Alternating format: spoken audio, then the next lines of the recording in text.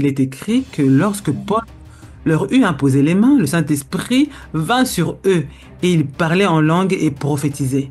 Alors pourquoi, selon vous, une telle manifestation n'est-elle pas spontanée aujourd'hui lorsque les ministres imposent les mains sur les fidèles, cher pasteur? Sérieusement. Alors, pasteur, est-il acceptable pour un choriste de chanter en langue pendant un culte?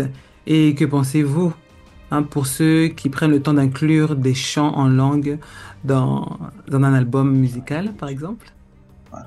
Effectivement, est-ce que l'incrédulité, le fait de douter, peut être un frein pour que le parler en langue puisse se manifester? Oui. Voilà, comment expliquer que certains affirment euh, que Satan et les anges déchus ne comprennent pas ce langage, bien qu'ils soient eux-mêmes des anges, s'il vous plaît? Voilà. Pasteur Alain Lemba, je vous salue au nom de notre Seigneur et Sauveur Jésus-Christ. J'espère que tout va bien aujourd'hui. Salut ma précieuse sœur Safi Abigail. Et encore une fois de plus, permets-moi de vous souhaiter heureux anniversaire pour cette nouvelle bougie et que le Seigneur puisse accomplir tout son plan, tout son projet, tout ce qu'il a arrêté pour toi durant cette nouvelle bougie et que ça soit vraiment une bougie qui te fait entrer dans ta nouvelle saison. Donc, je tenais quand même à te le souhaiter. Amen. Merci beaucoup, cher pasteur. Effectivement, c'est mon anniversaire. Je suis né un certain 17 décembre. Merci beaucoup. C'est très gentil de votre part. Que Dieu vous bénisse. Merci.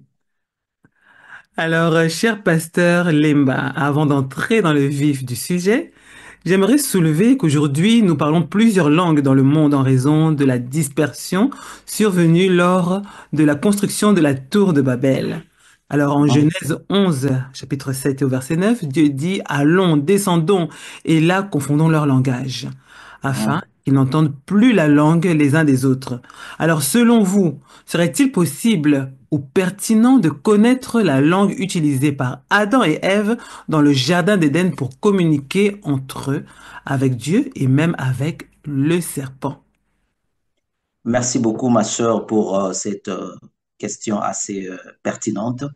Je pense que notre intelligence se limite dans l'intelligence de la Bible. Donc, nous prêchons la Bible avec ces mots. Ce que la Bible ne nous a pas révélé, nous ne pouvons pas inventer des mots, inventer des théories pour pouvoir compléter un vide de notre connaissance. Parce que ce qui est vrai, la Bible dit, nous prophétisons en partie, et lorsque le parfait viendra, nous allons avoir toute la perfection de la connaissance. Bref, la Bible n'a pas révélé la langue en question qu'utilisait Adam et Ève avec Dieu pour échanger avec Dieu. Ce qui est vrai, il y avait une langue, Adam et Ève avaient une langue qu'ils ont utilisée pour communiquer avec Dieu, mais également pour se communiquer entre eux. Et ce n'est pas seulement Adam et Ève. Vous allez voir que la tour de Babel est venue bien après, parce qu'Adam a eu ses enfants, il a eu une progéniture, et avec sa progéniture, ils ont y à parler. Vous allez voir que selon la chronologie des versets bibliques, on place l'histoire de la tour de Babel pratiquement à la fin de Noé, à la fin de l'histoire de Noé. Donc vous allez comprendre qu'il y a tout un mystère qui se cache depuis l'existence d'Adam jusque dans les générations de Noé. La Bible ne nous révèle pas la langue que les habitants de la terre utilisaient pour se converser, pour avoir des conversations. Donc voilà, je préfère me limiter aux mots de la Bible, dire que aussi longtemps que la Bible n'a pas révélé cette langue, moi également, je mettais là où la Bible s'était. Merci. Merci à vous. Justement, deux termes modernes, la glossolalie et la xénoglossie, sont souvent utilisés pour parler de phénomènes spirituels liés au parler en langue, bien qu'ils ne soient pas mentionnés dans la Bible. Alors, pourriez-vous les expliquer, s'il vous plaît, et par la suite nous définir le parler en langue à la lumière des Écritures? Merci beaucoup, ma sœur. La glossolalie et la quoi? Xénoglossie. Voilà, xénoglossie. En fait, je ne suis pas contre l'intelligence des théologiens. Et ce sont des concepts, en fait, qui dit en d'autres termes ce que la Bible dit. Parce que lorsque nous parlons du don du parler en langue ou de la capacité du parler en langue, on voit des axes. Il y a ce qu'on appelle la langue des anges et la langue des hommes dans le parler en langue. Il y a ces deux couloirs. Et on parle de la glossolalie, ce qu'on appelle généralement la langue des anges ou la prière en esprit. Et puis la xénoglossie, on parle de cela comme étant euh, des, des langues des hommes, mais qui, que la personne exprime sous l'inspiration du Saint-Esprit. Voilà un peu ce que je peux donner en termes de compréhension de ces deux couloirs, mais pour définir le parler en langue, c'est quoi le parler en langue? Je crois, je vais rebondir dans ces deux concepts, glossolalie et xénoglossie. Je veux rebondir dans cela tout en précisant maintenant les axes de parler en langue. La Bible dit dans Marc chapitre 16, versets 17 à 18. Permettez-moi de les lire. Je lis au nom de Jésus-Christ. Amen. Voici les miracles qui accompagneront ceux qui auront cru. À mon nom, à mon nom, ils chasseront les démons, ils parleront de nouvelles langues, ils saisiront des serpents, s'ils boivent quelques breuvages mortels, il ne leur fera point du mal. Ils imposeront les mains aux malades et les malades seront guéris. Donc, par ici, je prends seulement cette portion où il dit ils parleront de nouvelles langues. Ici, Jésus est en train de, de révéler une capacité qui doit se manifester dans la vie de toute personne qui croit. Comprenez? C'est-à-dire, le Seigneur est en train de dire que celui qui a cru à sa parole, à son message, et éventuellement, même si cela n'est pas dit, j'aimerais compléter, celui qui a reçu l'Esprit ou le Saint-Esprit, on doit constater une capacité de parler en langue. La Bible, Jésus ici, il appelle ça même un miracle. Donc le fait que une personne croit, l'un des miracles qui doit accompagner sa croyance, c'est la capacité de parler en d'autres langues. Et quand, j'aimerais vraiment être beaucoup plus détaillant, quand on parle de parler en langue, parler en d'autres langues, hein, ils parleront, dans d'autres versions, on parle de nouvelles langues. Si on doit dire, on doit appeler une langue nouvelle, c'est que ce n'est pas une langue humaine ou une langue intelligible. Parce que toutes les langues que nous parlons ici, si on doit parler une dialecte, que ce soit une dialecte, que ce soit une langue inconnue, ce n'est pas une nouvelle langue. Vous comprenez, ma soeur? Donc, ce n'est pas une nouvelle langue. Donc, si Jésus appelle ça nouvelle langue, c'est que c'est une langue qui n'est pas connue dans le monde des humains. Comprenez? Donc, le premier couloir de parler en langue, c'est les langues, ce qu'on appelle, ce que vous avez, les théologiens appellent la glossolalie.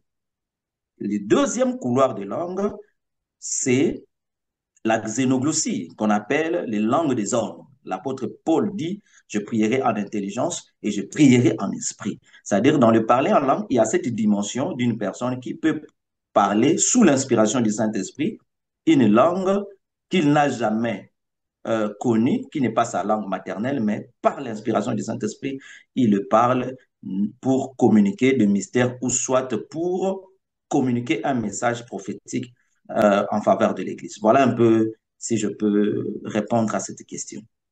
Merci beaucoup. Je vais rebondir un peu plus tard sur certains points que vous avez évoqués, parce que vous avez en fait, si je puis dire, devancé certaines questions, certaines Merci. réponses. OK, Voilà. OK.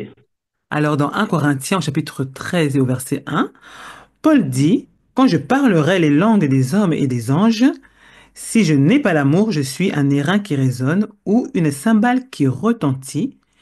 Alors, pouvez-vous clarifier, hein, pouvez-vous nous clarifier ce qu'il entend par la langue des hommes et la langue des anges? Parce que vous avez évoqué certains points, cependant, j'aimerais que vous puissiez plus clarifier Euh, ces.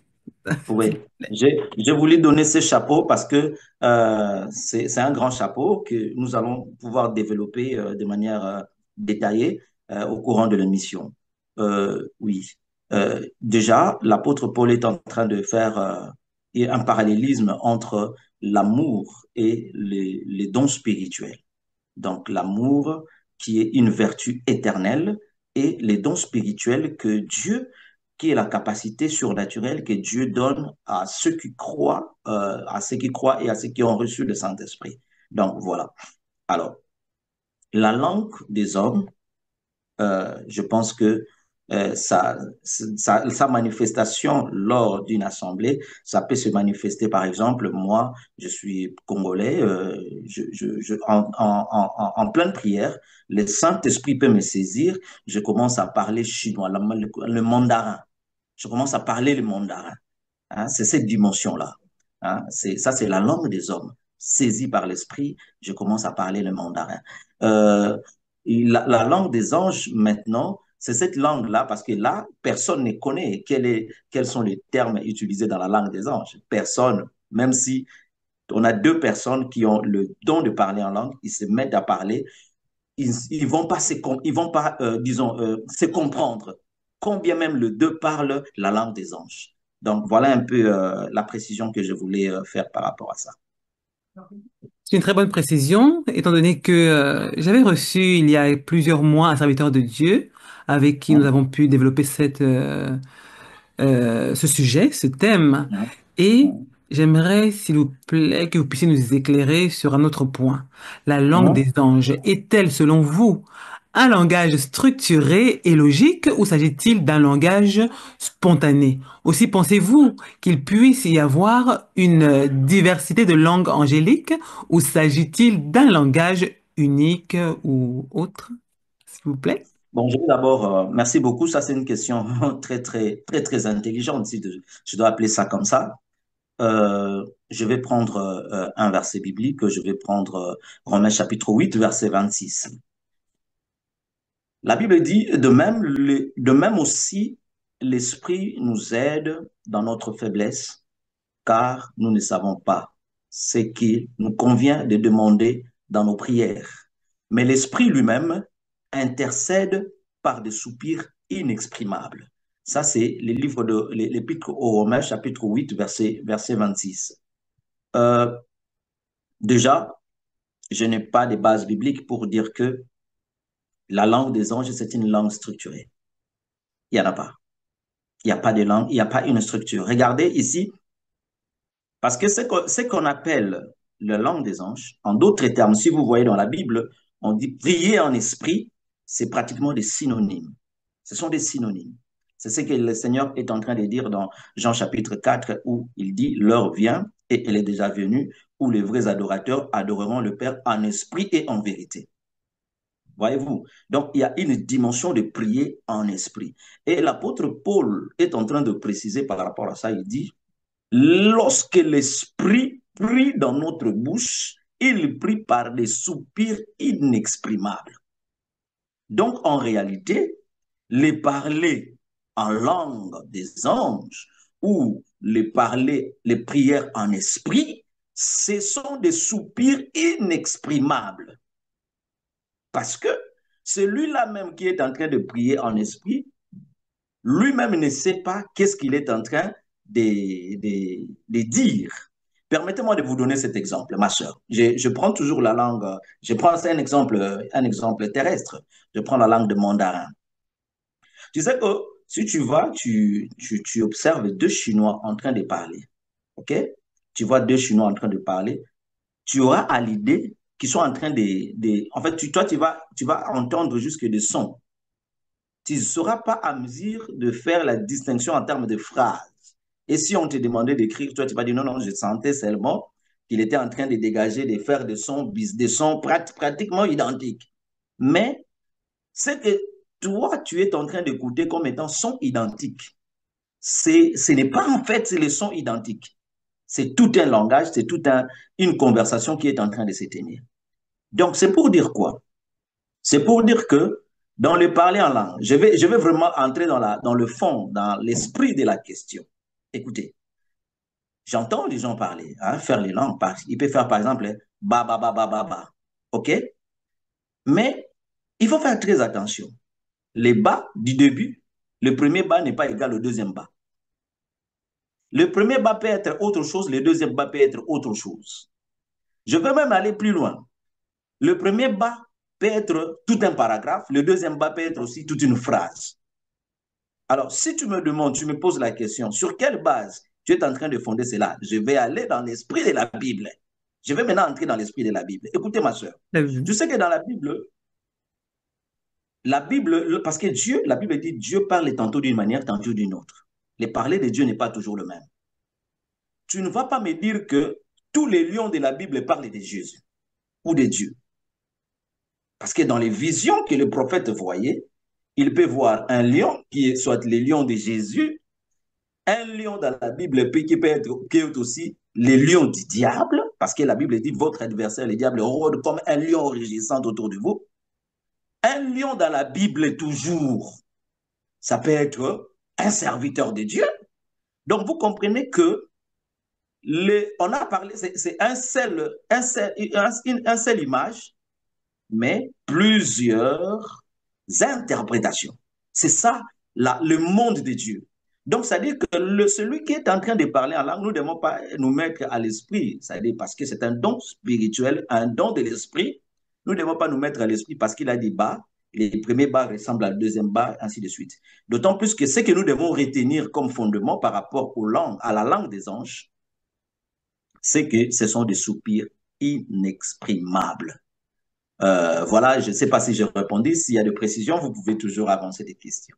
Effectivement, nous aurons besoin d'un peu plus de précision, étant donné que lorsque vous soulignez que le parler en langue des anges est un soupir, ou ce sont des soupirs inexprimables, euh, certains, enfin la plupart, la majorité d'entre nous, pensons au soupir du souffle, tout simplement, sans langage élaboré. Alors, j'aimerais que vous soyez un peu plus précis à ce sujet, s'il vous plaît. Oui, je bénis le Seigneur, ma sœur, parce que moi-même, le Seigneur m'a fait grâce, je parle en langue. Et généralement, ça m'arrive quand je prie, je parle en langue, je prie, prie, prie. Après, moi-même, je peux même commencer à donner des messages prophétiques ou des orientations en termes de paroles de connaissance. Ça m'arrive. Ça, c'est l'expérience que moi, j'expérimente. Donc, euh, euh, euh, euh, le les soupirs. Je suis aussi, je suis aussi un musicien, un chanteur. Je connais ce qu'on appelle soupir. OK? OK. Quand on dit soupir, c'est un son coupé. Voilà. Un son coupé. OK? Mhm. Euh, Généralement, lorsqu'une personne ressent la visitation du Saint-Esprit, la première parmi les choses qui se manifestent dans cette personne, il va ressentir une certaine extase en ce moment-là. Et dans cet état d'extase, il peut se lancer dans tous les sens. Au début, parce que pour ceux qui sont déjà habitués, qui savent travailler avec l'esprit, quand ces vents de l'esprit les saisissent, ils savent s'orienter dans le couloir de l'air don. Voyez-vous? Donc, le soupir n'est pas un son, un souffle, simple souffle, mais le soupir, c'est en fait ce qu'on peut appeler les blablabla, ce qui peut sortir à ces niveaux-là.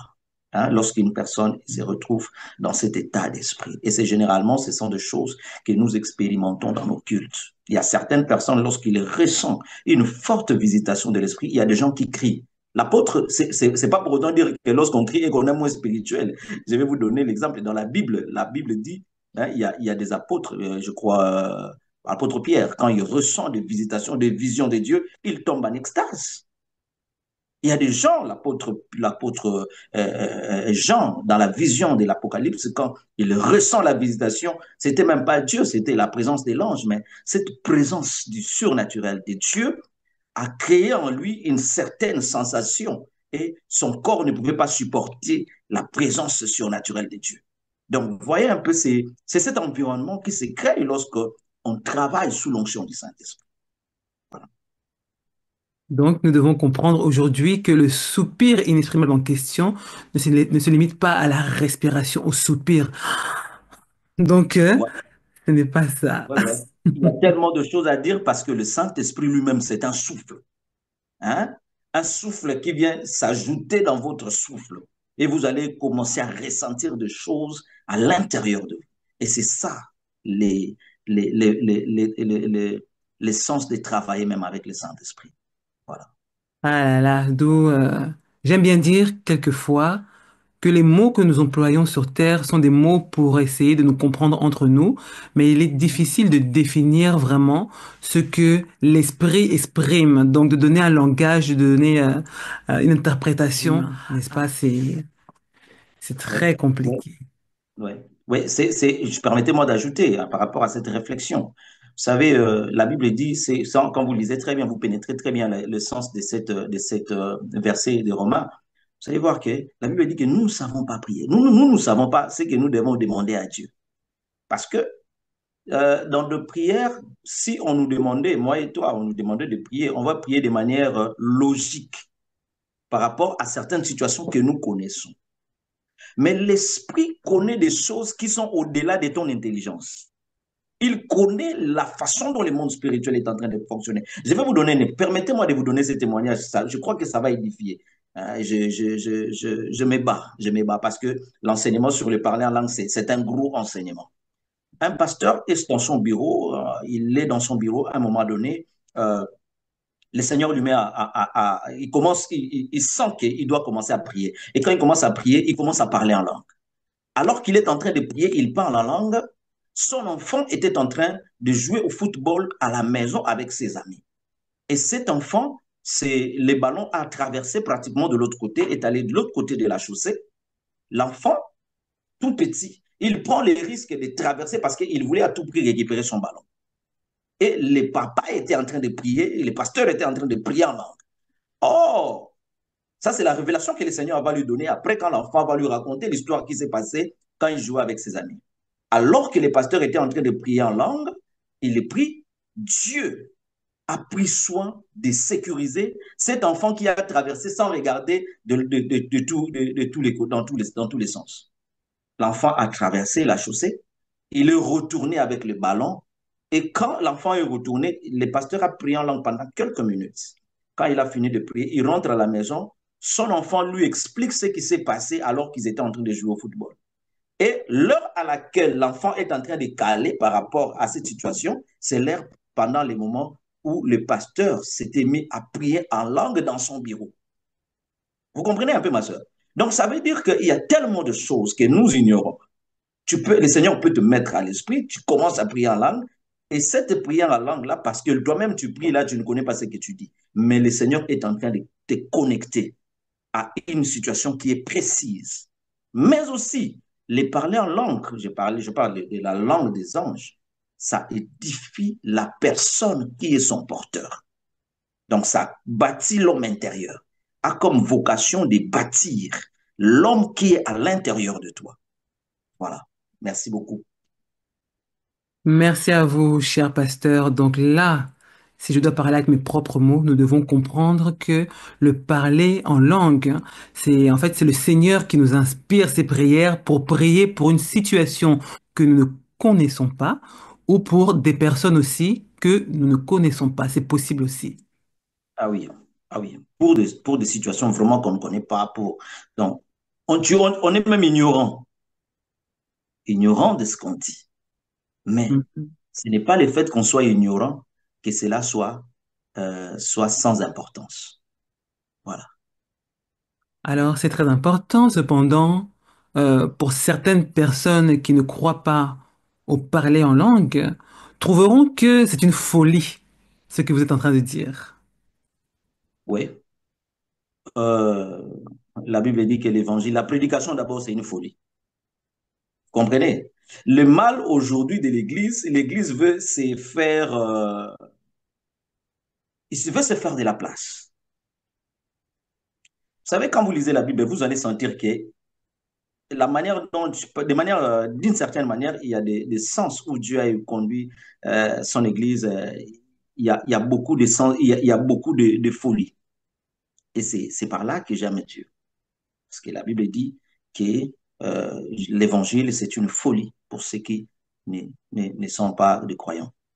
Donc, il ne faut pas que nous puissions avoir honte de notre folie. C'est notre folie. Si tu veux, vous savez, un jour, l'apôtre Paul se retrouve devant le roi. Et le roi lui dit, mais qu'est-ce que tu veux? Tu veux me persuader de devenir comme toi? Il dit, oui, oui, je vais te persuader de devenir comme moi, mais à l'exception de mes chaînes. Donc, ce que nous portons, nous ne devons pas avoir honte de ça. Notre évangile, l'évangile de Jésus-Christ, peut être considéré comme une folie. On peut te considérer comme un fou. C'est normal. Donc, que ça ne puisse pas nous gêner.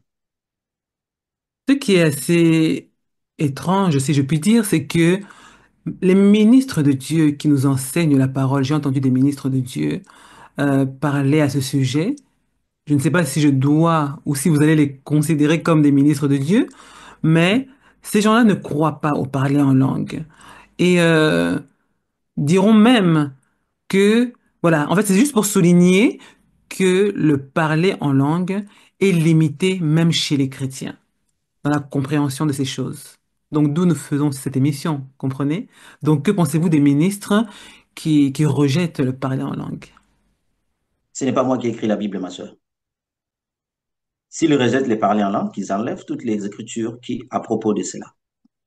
J'aime Dieu parce que, vous savez, une des choses que j'aime bien dire par rapport à ces dons, les parler en langue, vous allez peut-être voir dans d'autres écritures où on parle de la diversité des langues. Vous savez que dans l'ancienne alliance, les temps qu'on appelle, les théologiens appellent les temps, les vétéros testamentaires, on a constaté la manifestation pratiquement de plusieurs dons, de tous les dons, sauf les dons de parler en langue. Est-ce que tu as déjà fait cette analyse? On n'a jamais fait. On n'a jamais, on n'a jamais fait mention du don de parler en langue. Mais quand l'Église naît, c'est au jour de la naissance de l'Église. L'Église naît avec une langue. J'aime ça. Vous comprenez? En tout cas, L'Église qui naît, la naissance de l'Église au jour de la Pentecôte, la manifestation qui prouve qu'il y a un enfant qui vient de naître, c'est le parler en langue qui sort de la bouche. Et quand on pose la question à Pierre, Pierre dit, c'est l'accomplissement de Joël qui a dit, au dernier temps, vos fils et vos filles prophétiseront. Vous savez que c'est une écriture assez complexe. Hein? Ils sont en train de parler en langue, mais quand on pose la question à Pierre, Pierre dit que Joël, c'est l'accomplissement de Joël 2. Au dernier jour, vos fils et vos filles prophétiseront. J'aime ça. J'aime ça. Donc, ce n'est pas moi, c'est-à-dire nous qui sommes Église, l'Église qui rejette ce don de parler en langue, parce il veut pas être fou, il veut être intelligent, il veut être instruit, il veut être carré. Je pense que c'est rejeter une de pierres très importantes des Saintes Écritures. La Bible dit tout passera, même pas un iota de la parole de Dieu ne passera. Donc ça, c'est un iota qu'on est en train de rejeter. Donc voilà ce que je peux dire par rapport à ça. donc c'est une autre dimension de folie de rejeter la folie des Écritures, donc pour ceux qui sont en Christ. Ouais, c'est une folie, la folie selon les hommes. La En tout folie des cas. hommes. Ouais. Alors, la parole de Dieu nous parle de l'interprétation, mais j'aimerais savoir, ou nous aimerions savoir, si la langue des anges, hein, peut être interprétée. Voilà, comment expliquer que certains affirment euh, que Satan et les anges déchus ne comprennent pas ce langage, bien qu'ils soient eux-mêmes des anges, s'il vous plaît. OK. Ça, c'est une question pertinente. Bon, je vais aller un peu dans un sens et puis revenir rapidement. Euh, bon, certaines, parce que d'autres personnes disent que les parler en langue, ce n'est pas, je vais prendre vos mots, ce n'est pas la glosolalie, ce n'est pas les blablabla qui sortent de la bouche, ce n'est pas des soupirs inexprimables, mais le parler en langue, ça doit être un Français qui parle, par exemple, le Lingala, ou un Français qui parle le Lingala, c'est d'ailleurs facile, un Français qui parle le Chiluba, c'est une dialecte de la RDC. Comprenez? peut dire, bon, ça, c'est ça un véritable parler en langue. Mais qu'est-ce qu'ils avancent comme sous fondement biblique? Ils disent, euh, ils disent quoi? Ils disent dans Actes chapitre 2, quand ils avaient parlé en langue, les autres les écoutaient. Hein, il y a les autres, des personnes qui étaient là, les Juifs qui étaient venus les jours de la Pentecôte, ils écoutaient cette langue. Alors moi, ma question est de savoir, est-ce que ces Juifs qui écoutaient les langues que les autres étaient en train de parler, avaient-ils un don d'interprétation des langues? C'est ça la question. Est-ce que ces Juifs-là avaient les dons d'interprétation des langues? Parce que ne peut avoir les contenus du message qui sort d'un parler en langue, c'est celui qui a les dons de l'interprétation des langues. Donc, il y a certaines choses qui sont des mystères. Laissons ça, mettons ça dans le compte des mystères. S'il y a des révélations à donner dedans, on pourra les donner, mais ce n'est pas ça, ce n'est pas le jour, ce n'est pas le sujet. Mais la langue, le parler en langue, peut être interprété si Dieu veut donner un message à son Église. Ou si Dieu veut faire entendre les contenus de ces messages qui viennent sous forme de parler en langue. Ça peut être soit par, si c'est le parler en langue sous forme de soupir inexprimable, vous allez voir que celui qui est en train de, il va finir et puis après, ça viendra les relais. Mais dire que les diables peuvent l'écouter, peuvent entendre, je n'ai aucun soubassement biblique. Je n'ai aucun soubassement biblique parce que déjà, c'est quelque chose que lui-même, la personne, lui-même qui est en train de donner, de prier en langue, lui-même ne comprend pas. Il ne sait pas de quoi il s'agit. Donc ça, c'est une communication, je peux dire une communication cryptée entre Ah, l'homme et Dieu. Parce que la Bible dit, c'est lui qui parle en langue, parle à Dieu et non aux hommes. C'est en esprit qu'il dit des mystères. Il parle à Dieu. Il ne parle pas à Satan. Il parle à Dieu. Vous comprenez? Donc, je ne peux pas donner cette affirmation pour dire que, alors qu'il est en train de parler, Satan aussi peut écouter. Déjà, Satan n'est pas omniprésent. Il ne faut pas faire de Satan un omniprésent. Quoi qu'il a des démons qui traînent dans tous les sens. Voyez-vous? Donc, je ne sais pas si je répondais à la préoccupation. S'il y a des détails que je dois compléter, vous pouvez me les donner, comme ça je peux compléter. pour ma part, vous avez été clair. Et si des personnes se posent d'autres questions, qu'elles n'hésitent pas à le faire en commentaire. Mais pour ma part, j'aimerais ajouter ceci. Quoi qu'il en soit, que l'ennemi, notre ennemi commun, Satan le diable, entende ou n'entende pas ces prières en langue, c'est la volonté de Dieu qui s'accomplit, n'est-ce pas? Parce que nous n'avons pas parce que quelquefois nous parlons, nous prions avec la langue des hommes. Donc si Dieu décide que nous soyons victorieux malgré l'écoute, l'entendement ou voilà, ce que Satan aura entendu, c'est ce qui va se passer, n'est-ce pas? Ah oui, la souveraineté de Dieu, c'est ce qui s'accomplit, quoi qu'il en soit, comme vous avez dit. Mais je suis de ceux qui pensent, qui croient que cette langue, le diable ne peut pas écouter ça. Ah, là, vous avez répondu à la question de manière plus Oui, directe.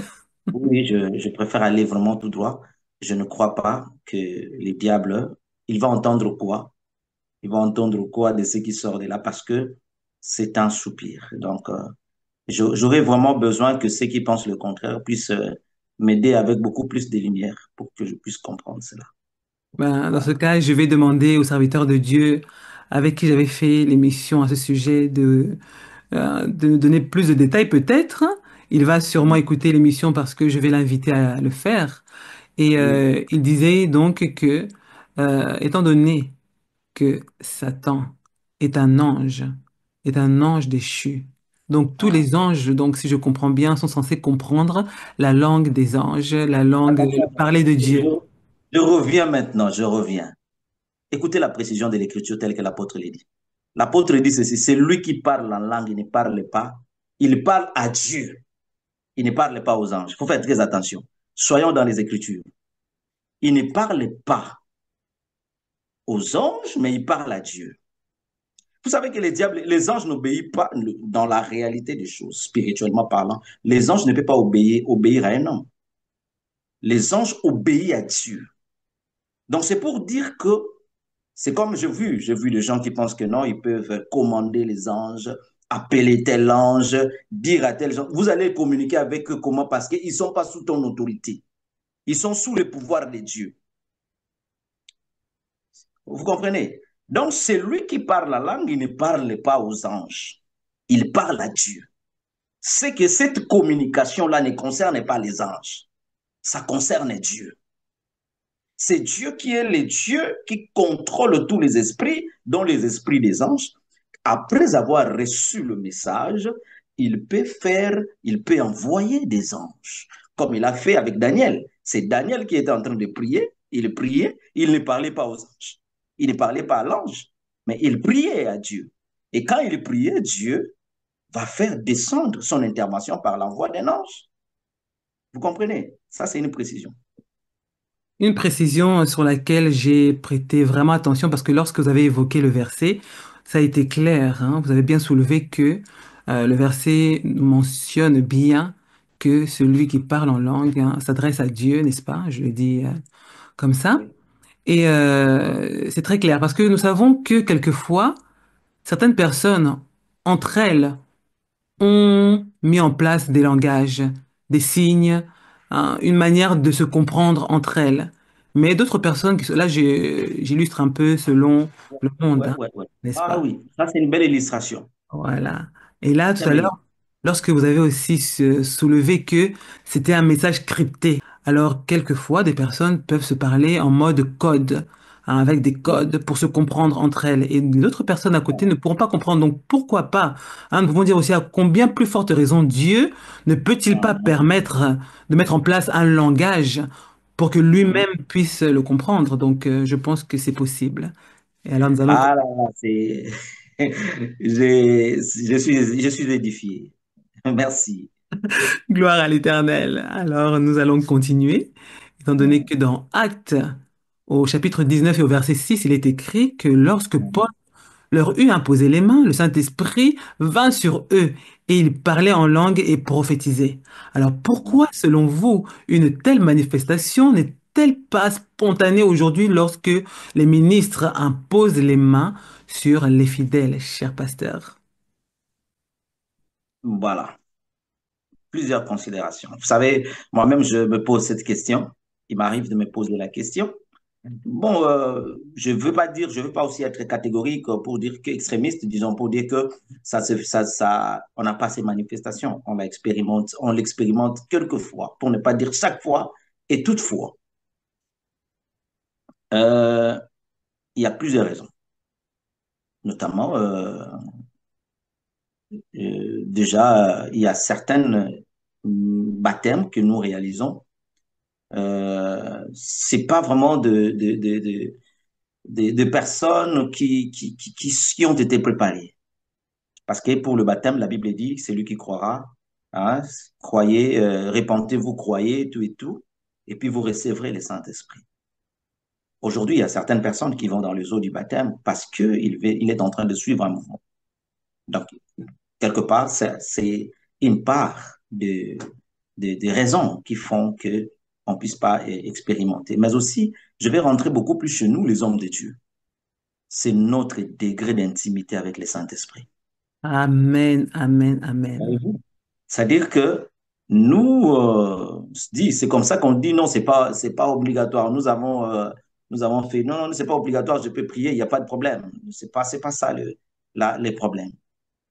Mais néanmoins, je vois ça, j'ai vu dans deux versets, il y a Acte 19, mais il y a aussi quelque part où l'apôtre Paul, je crois, ça doit être dans 1 Corinthiens chapitre 12, si je ne m'abuse, hein, où quand l'apôtre Paul est arrivé, il a posé la question, mais hey, de quel baptême vous avez reçu? Non, non, non, nous avons reçu le baptême de Jean. Est-ce que vous avez entendu parler du Saint-Esprit? Non, on n'a même pas entendu parler du Saint-Esprit. La Bible dit, l'apôtre Paul les baptisa et il a prié sur eux. Ils avaient reçu le Saint-Esprit. Et en recevant le Saint-Esprit, il s'est mis à parler en langue. Ça, c'est une raison. Donc, j'ai dit, la deuxième raison, j'ai dit une dimension de, ça peut aussi être dû au fait qu'il y a une intimité qui n'est pas assez solide entre le ministre de Dieu et le Saint-Esprit. La troisième raison que je peux évoquer ici, c'est que il y a deux temps. Il y a le temps d'avoir le baptême, les baptêmes d'eau, il y a le temps d'avoir le baptême du Saint-Esprit. Dans la parole de Dieu, vous allez voir qu'il y a de ces personnes qui, lorsqu'ils sortent de l'eau, ont pris sur eux, automatiquement, ils reçoivent le Saint-Esprit. Mais il y a d'autres personnes, le processus de la réception du Saint-Esprit peut ne pas se faire automatiquement à la sortie des eaux du baptême. Ça peut intervenir plus tard, peut-être dans une action spirituelle, dans une conférence, en pleine prière. Il sent une puissance qui se déclenche en lui et automatiquement, il commence à se mettre à parler en langue. Et moi, j'ai eu des témoignages comme ça. On m'a dit non, non, non, non. Moi, depuis que j'avais eu les baptêmes ici, aujourd'hui, quand je suis arrivé, on a prié, j'ai senti quelque chose et je ne savais même pas me retenir. Et du coup, c'était les baptêmes du Saint-Esprit. On a expérimenté. Moi, j'ai expérimenté un témoignage à une de mes filles. Comme ça, elle a déjà reçu son baptême. Mais une fois, elle a commencé à prophétiser. Aujourd'hui, elle prophétise bien. On priait, c'était d'ailleurs une prière de groupe WhatsApp. C'était notre moment de prière. Quand on a commencé à prier, moi, je ne savais pas, chez elle là-bas, ça s'est déclenché. Elle s'est mise, elle était toute agitée. Un peu plus tard, un peu le jour suivant, il m'expliquera que non, quand on priait, j'avais senti ça, j'ai commencé à faire ci, faire ça, et faire ci, faire ça. Donc, ça dépend de la souveraineté de Dieu. Voilà. Effectivement, est-ce que l'incrédulité, le fait de douter peut être un frein pour que le parler en langue puisse se manifester? Oui. L'incrédulité, oui, quelqu'un peut douter, mais il y a aussi l'incrédulité qui a été installée par les enseignements. Moi, Effectivement. j'aimerais préciser ça. Parce que, comme vous avez dit, il y a des églises où il dit que non, ici, pas question de vous parler en langue. Même si, parce que, écoutez, la Bible dit, vous savez, le Saint-Esprit, par la grâce de Dieu, j'ai une petite expérience que j'essaie de travailler avec le Saint-Esprit. Le Saint-Esprit, la Bible dit, n'attristez pas le Saint-Esprit. Là où, dans une église où on ne laisse pas l'action du Saint-Esprit s'exercer de manière complète, le Saint-Esprit ne va pas opérer. Et vous n'aurez pas des ouvertures. Voilà pourquoi même par rapport aux dons spirituels, la Bible dit ceci. La Bible dit aspirer aux dons spirituels. Qu'est-ce que ça veut dire aspirer? C'est le verbe, c'est je prends la machine qu'on utilise, aspirateur. Voyez-vous? Je prends ça pour illustrer ce que je veux dire. Ça veut dire, par rapport à un don, ça s'aspire. Tu dois être en train de désirer, d'appeler ça dans ton esprit, de ressentir ça dans ton intérieur. C'est ça l'essence d'aspirer. Quelque chose que tu ne crois pas, quelque chose sur lequel tu ne veux pas. Pour toi, tu dis que tu ne veux pas, tu n'auras pas ça. Ça ne va pas se manifester. Ça ne va pas se manifester. Donc, il y a cet aspect-là qui est très important, que l'on doit enseigner à l'Église, que l'on doit enseigner à l'Église. Hein, parce que moi, je dis, j'ai entendu des hommes de Dieu, non, non, votre histoire là de parler en langue, nous on n'aime pas ça ici. Donc, lui, déjà, dans la Bible, il a enlevé une partie des Écritures. Il dit, ça ici, non. C'est que leur agneau, ce n'est pas un agneau en entièreté. C'est un agneau sur lequel on a enlevé d'autres parties. Mais nous, on mange l'agneau dans son entièreté. Nous, on le mange. Donc voilà. Je ne sais pas si j'ai répondu à la préoccupation. Oui, si, vous avez répondu. Vous avez répondu. Alors, je vais passer à la question suivante. Parce que Oui. moi, je peux enchaîner, hein. Je ne veux pas rebondir à chaque fois. Les personnes qui sont en train de suivre vont sûrement commenter ou Mhm. rejeter vos propos. Donc, nous verrons bien Oui. par la suite. Il n'y a Voilà. pas de, il y a pas de Alors, problème. dans un Corinthiens, merci, pasteur, dans un Corinthiens au chapitre 12 et au verset 8, Paul mentionne divers dons spirituels, dont celui du parler en langue. Alors certains, comme les témoins de Jéhovah, utilisent ce passage pour affirmer que le parler en langue n'existe plus. Comment répondez-vous à cette interprétation, cher ministre? Je vais même lire, pourquoi pas, le Alors, verset en la question. La charité. charité, c'est 1 Corinthiens 13 au verset 8. Et moi, j'avais écrit verset par chapitre 12. Mhm. Donc, La charité ne périt jamais, les prophéties prendront fin, les langues cesseront, la connaissance disparaîtra. Donc voilà le verset sur lequel les témoins de Jéhovah s'appuieront pour dire que le parler en langue ne doit plus, n'est pas d'actualité.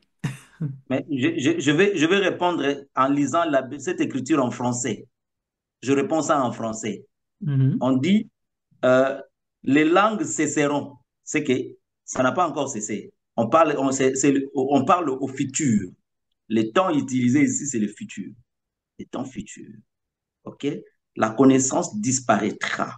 On est en train de parler ici dans un futur par rapport au temps de l'Église. Mais quand est-ce que cette langue disparaîtra? C'est le moment où l'Église ne sera plus sur la terre. Parce que ce sont les dons que le Seigneur donne pour son Église. Mais si l'Église n'existe plus sur la terre, comment les langues vont exister sur la terre? Donc, les versets sont très clairs, ça parle. Ça parle. Le français même qui est dans ces versets-là donne toute son explication par rapport à ça. Voilà. Merci beaucoup, pasteur, pour cette précision. Merci.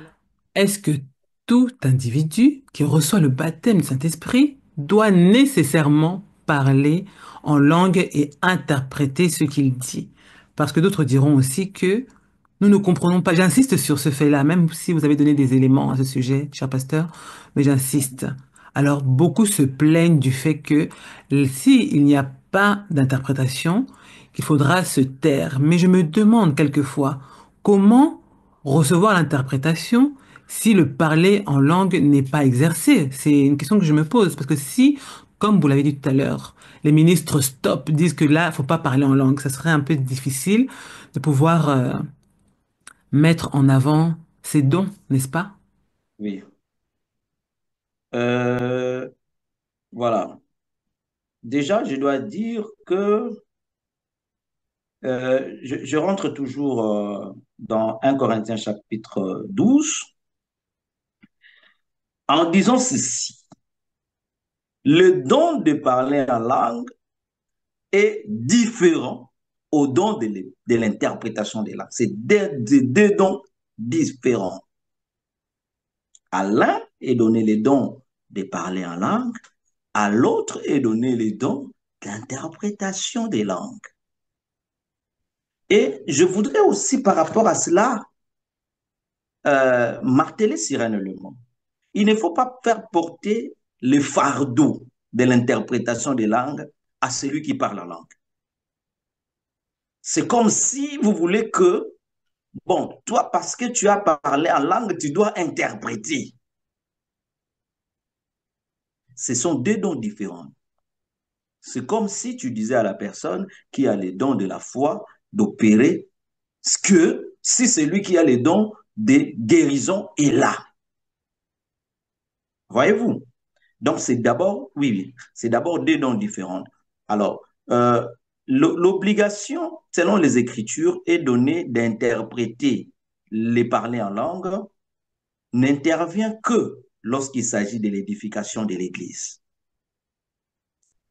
C'est-à-dire, si nous tous, nous sommes en train de prier en plein dans une assemblée, nous sommes en train de prier, nous sommes là, nous prions, vous n'allez pas m'obliger de prier dans une langue intelligible alors que je sens que l'Esprit est en train de m'amener à prier en langue. Parce que nous tous, nous sommes en train de prier. C'est lorsque tout le monde arrête de prier et que moi, je continue à prier en langue. C'est que quelque part, le Seigneur est en train de vouloir communiquer un message à son Église. Et vous n'allez pas m'arrêter du coup. C'est que je dois continuer d'abord à prier en langue. Si je sens qu'il n'y a pas d'interprétation, en ce moment-là, la Bible dit l'esprit du prophète est soumis au prophète, je dois m'arrêter. Je dois m'arrêter. Ça, c'est un élément. Mais je voudrais aussi faire une petite nuance. Vous savez, aujourd'hui, je ne sais pas si ça vous est arrivé. Vous arrivez, nous, dans nos églises aujourd'hui, par exemple à Kinshasa, vous allez voir, moi j'ai vu des gens, je ne connais pas tel dialecte, mais lui, il chante dans ce dialecte-là. Je vous donne l'exemple d'une chanson, d'un chantre chrétien que j'aime bien. Il m'impacte. Les pasteurs Kaboué, je crois, Joël Kaboué. Joël Hein? Kabou, que Le j'aime pasteur beaucoup d'ailleurs. Joël Kaboué. Mhm. Voyez-vous? Je vous dis, je vous donne un témoignage, ma soeur.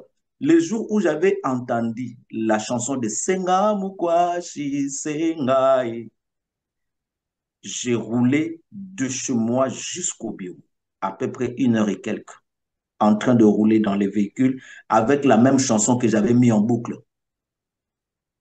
Cette chanson ouais, m'a impacté comme pas possible. Je roulais, aller tout comme le retour, j'étais en train de rouler, je chantais, je ressentais l'onction dans les véhicules. Est-ce que je connais ce que ça veut dire? Vraiment. Comprenez un peu.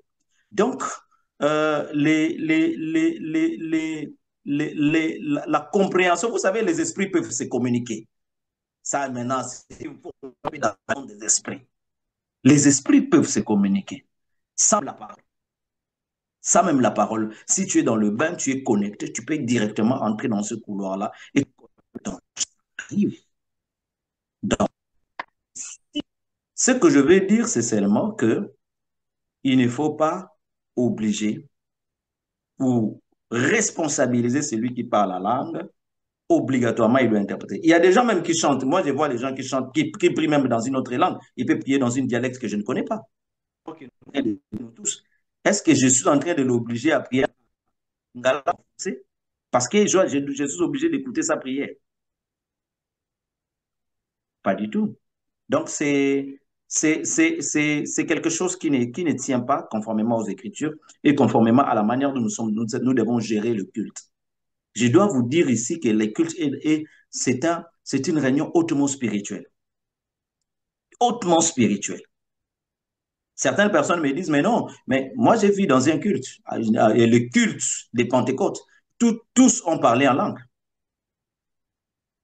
Oh non, dans un culte, on ne peut pas avoir, mais tous les jours de la Pentecôte, tous les 120 avaient parlé en langue. Vous comprenez un peu? Voilà.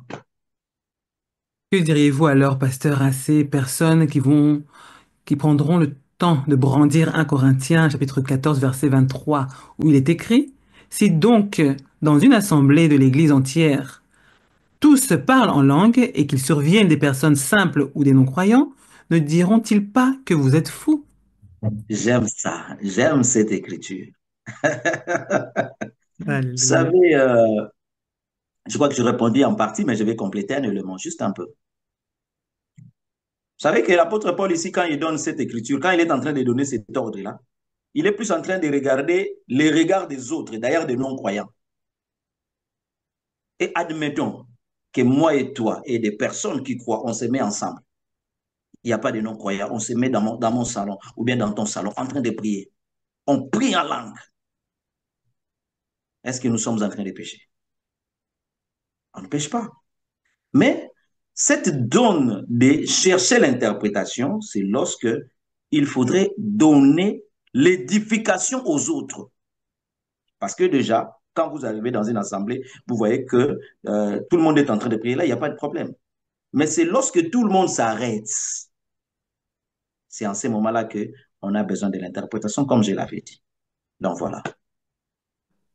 L'apôtre Paul lui-même, hein, vous avez répondu, mais je pourrais dire que lui-même va se contredire lorsque, dans 1 Corinthiens chapitre 14 et au verset 19, il dira, mais dans l'Église, j'aime mieux dire 5 paroles avec mon intelligence afin d'instruire aussi les autres que dix, Mhm. que 10 000, c'est ça, que 10 000 paroles en langue. Qu'en dites-vous? Oui. Oui, vous voyez, la base, c'est toujours l'édification. Parce que l'apôtre Paul est ici, il parle par rapport à l'édification. Il dit, quand je suis à l'église, mais quelque part aussi, l'apôtre Paul lui-même, il dit que d'ailleurs, je parle la langue plus que vous tous. C'est le même apôtre Paul. Mais Vraiment. lorsqu'il s'agit de l'édification, il dit, bon, je préfère quand il faut que j'apporte l'édification, je préfère me servir de langues intelligibles. Je préfère parler à une langue qui sera compréhensive à tout le monde. Pourquoi? Parce que je vise l'édification.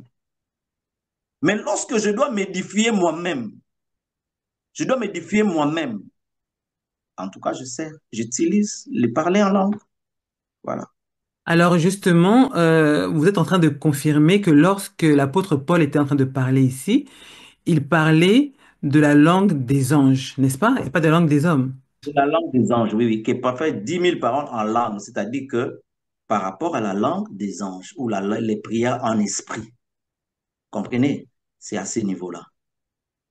Parce que moi, je crois, et par expérience, je sais, excusez, une parler en langue peut aussi édifier d'une manière, d'une certaine manière. Comment? Parce que la Bible, quelque part, la Bible dit les faire aiguiser les faire. Vous savez que il y a des moments où nous, on a expérimenté ça en pleine prière. Vous êtes en train de prier, vous sentez que vous parlez en langue, l'autre là obtient. Et du coup, même une personne qui n'a jamais parlé en langue, en ce moment-là, quand il se connecte dans votre atmosphère, pouf, ça se déclenche. Son esprit a été connecté au feu. Ça déclenche. Voilà. Alors, le parler en langue peut-il s'apprendre, cher pasteur, et est-il possible que deux personnes l'utilisent comme un moyen de communication entre elles pour tenir une conversation, car c'est ce que j'ai vu faire, hein. Des ministres, si je peux les appeler de la sorte, ou des soi-disant, je ne sais pas, je l'ai vu sur les réseaux sociaux, des ministres converser ensemble en langue. Je vais répondre d'abord la deuxième partie, le deuxième volet de votre question. Les parler en langue ne peut pas être utilisé comme un moyen de conversation entre des individus. Non, c'est un moyen de conversation qu'avec Dieu, exclusif, qu'avec Dieu. C'est un couloir, comme je l'ai dit, un couloir sécurisé de communication de l'homme avec Dieu. Donc, ça ne peut pas être utilisé entre des individus. Est-ce que ça peut s'apprendre? J'ai dit, ça s'apprend pas, ça ne peut pas s'apprendre en termes d'école. Mais je vais vous dire un principe en matière de dons spirituels. Mhm. Le don spirituel, ça s'influence. Ça s'influence. C'est comme ça que vous allez voir généralement la plupart des fidèles, quand ils ne sont pas encore mûrs en matière de parler en langue, ils parlent la langue comme leur pasteur. J'allais justement y venir, je vous laisse continuer. Voyez-vous? Ils parlent un peu comme leur pasteur. Pourquoi? Pourquoi? Je prends un exemple de la Bible, je crois qu'il y en a plein. Élisée, je rentre un peu, je prends cet exemple, supporter cet exemple-là. Élisée, il a vu son père Élie en train de, il a séparé les journées avec son manteau, pouf, il a séparé. Ils sont passés de l'autre côté. Quand il lui laisse les manteaux, en rentrant, Élisée fait la même chose. Il prend le même manteau, il frappe, pouf, et ça s'effectue. Donc, en matière de dons, il y en a plein. L'apôtre Pierre a copié la manière dont Jésus avait fait une résurrection dans la Bible. Quand Jésus entre, il veut faire la résurrection. Il dit à tout le monde, sortez. Les gens sortent. Euh, il tourne la tête, il commence à rendre grâce à Dieu. Il rend grâce à Dieu, il finit de rendre grâce à Dieu et il déclare aux morts, il dit, lève-toi. L'apôtre Pierre a effectué la même chose pour ressusciter Tabitha Dorcas. Donc, en matière de dons spirituels, il y a un coaching qui se fait, parfois de manière implicite, pas de manière voulue, mais des personnes qui voient la manière dont tu fais. Moi, j'ai des enfants, je connais des personnes qui, telles que moi je prêche, les mouvements que je fais, ils copient. C'est pas que moi qui le dis, s'il faut prêcher comme ça. Mais ils copient. C'est pareil avec les dons spirituels. Quand vous commencez, par exemple, les dons spirituels, il y a des gens qui, lorsqu'il entend son père spirituel en train de prier en langue, lui aussi, quand il aspire, parce que c'est quelque chose qui vient avec l'aspiration.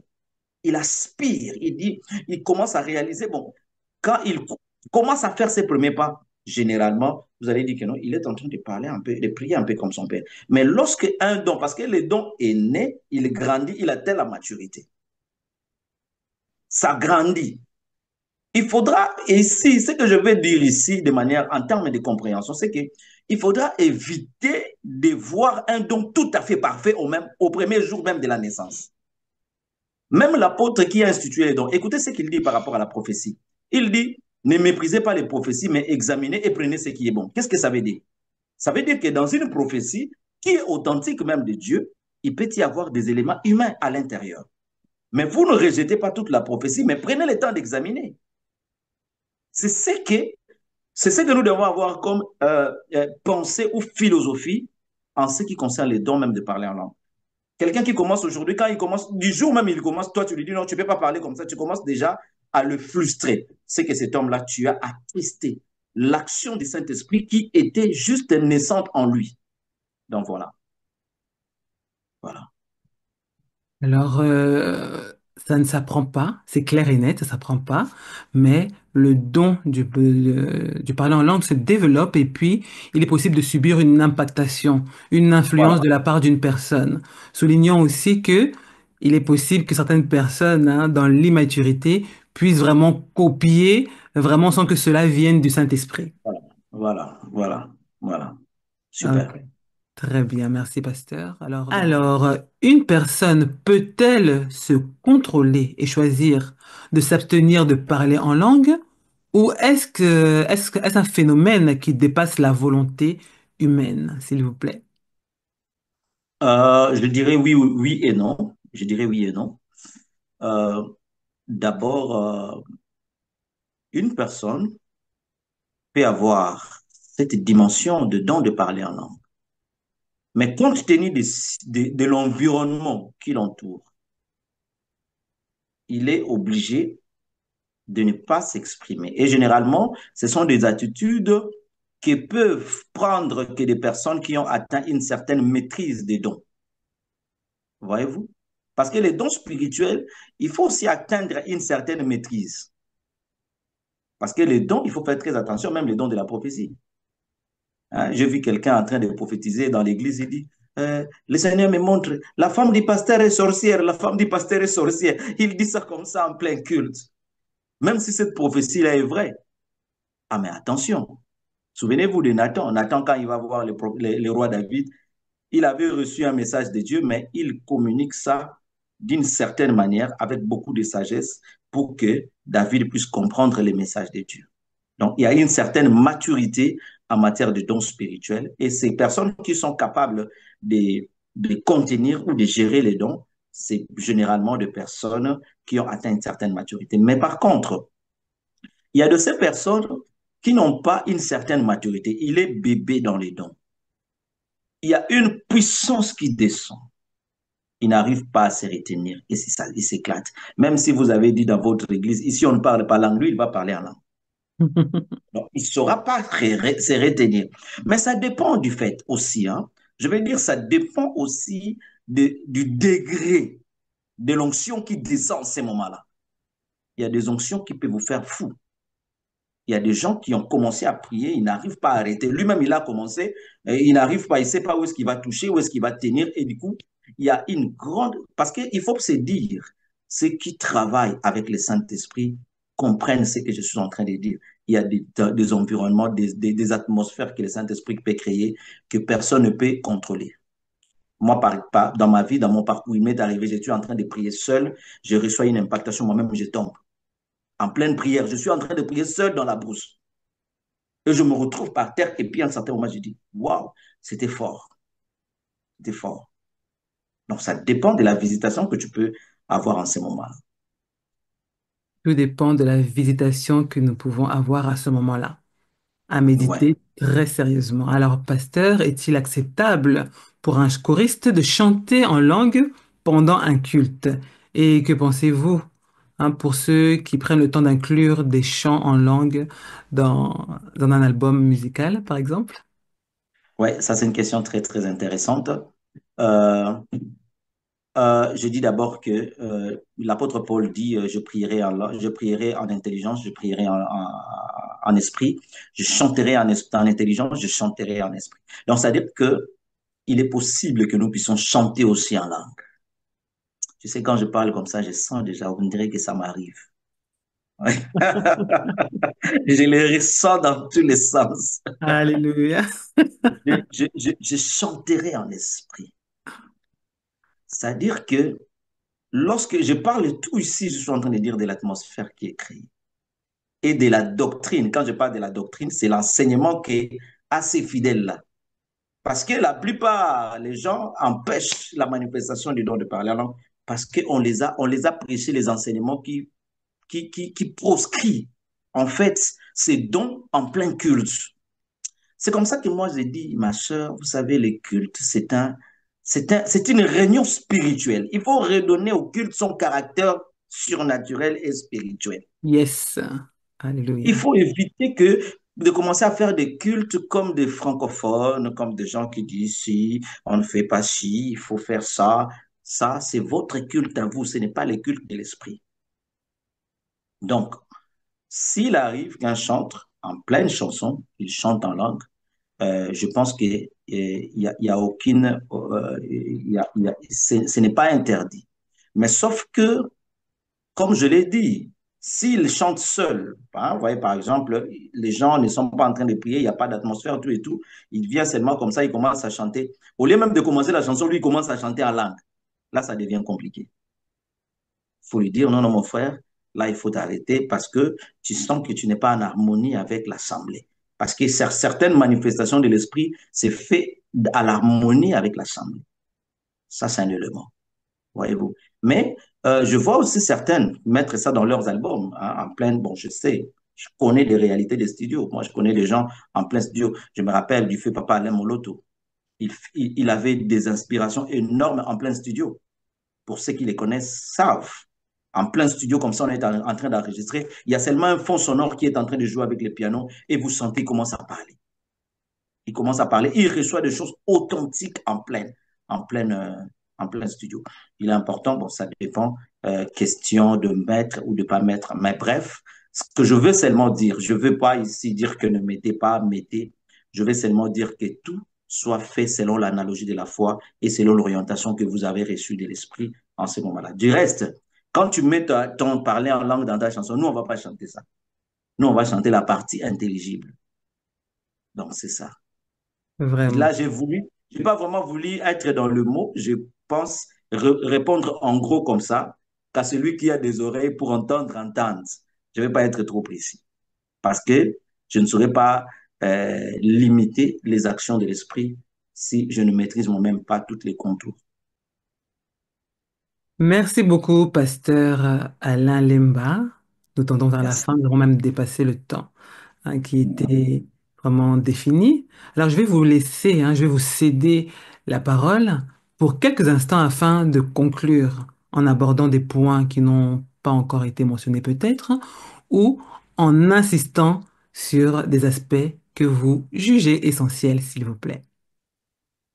Je pense que, à mon humble avis, je crois que j'ai presque tout dit sans pour éviter de me répéter d'une manière ou d'une autre. Mais ce que je veux dire ici, je vais dire ceci. Je vais donner quelques grandes lignes sur le parler en langue.